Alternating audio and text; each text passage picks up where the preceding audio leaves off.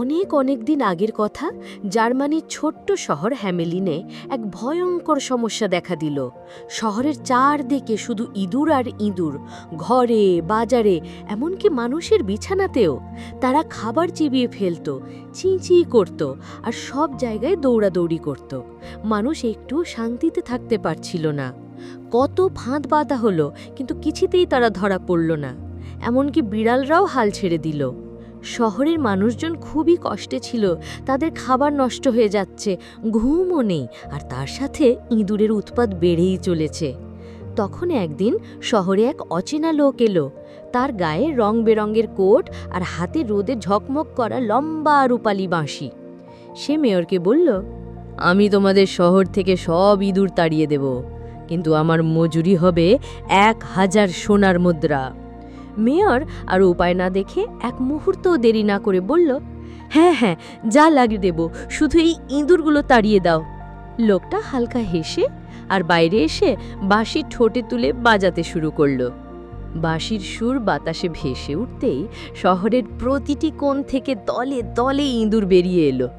বাঁশির সুরে আচ্ছন্ন হয়ে তারা বাঁশিওয়ালার পেছনে পেছনে চলল। রাস্তা পেরোয়ে, সেতু পার হয়ে সোজা নদীর ধারে পৌঁছে গেল। তারপর এক এক করে সব ইঁদুর নদীতে ঝাঁপ দিল আর নদীর জলে ভেসে গেল। শহরের মানুষ আনন্দে চিৎকার করে উঠল, এখন আর কোনো ইঁদুর নেই। এই ভেবে তারা শান্তিতে শ্বাস নিতে পারল। কিন্তু বাঁশিওয়ালা যখন টাকা নিতে ফিরে এলো, মেয়র হেসে বলল, 1000 সোনার মুদ্রা, একটা সুরের জন্য এত অনেক বেশি টাকা। এই নাও 50 মুদ্রা, আর এই নিয়েই খুশি থাকো। মুহূর্তের মধ্যে বাঁশিওয়ালার মুখের হাসি মিলিয়ে গেল। সে থলির দিকেও ফিরেও তাকালো না। তার আঙুল শক্ত করে বাঁশি আঁকড়ে ধরল। একটু ঝুঁকে সে শান্ত কিন্তু কড়া গলায় সে বলল, তুমি কথা দিয়ে কথা রাখলে না, এর ফল তুমি পাবে। সেই রাতে যখন শহরের সবাই গভীর ঘুমে, বাঁশিওয়ালা আবার ফিরে এলো।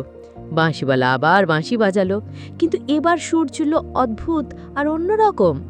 বাঁশির সুর শুনে শহরের প্রতিটি ঘর থেকে শিশুরা ঘুমের মধ্যে উঠে দাঁড়ালো। তাদের চোখ আধখোলা, মুখে স্বপ্নময় হাসি, আর তারা হাঁটতে শুরু করলো বাঁশিওয়ালার পেছনে পেছনে।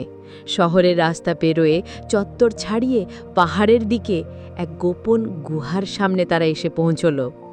তারপর এক এক করে সব শিশু গুহার ভেতরে ঢুকে গেল। তাদের আর দেখা গেল না।